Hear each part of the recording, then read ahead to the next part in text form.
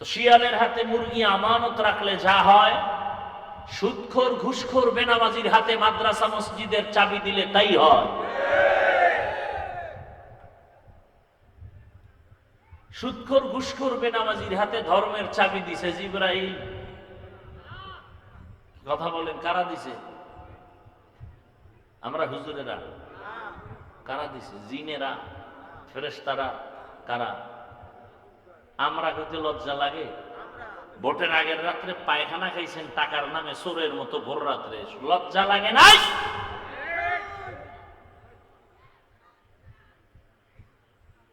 বাথরুমে গিয়ে 10 গ্রাম পায়খানা খাইও, এরপরে শরণখোলা বাজারে গিয়ে হালাল সাবান দিয়ে কুলি করবা, গন্ধ শেষ। আর ভোটের আগের রাত্রে যারা টাকা খাইছ চোরের মতো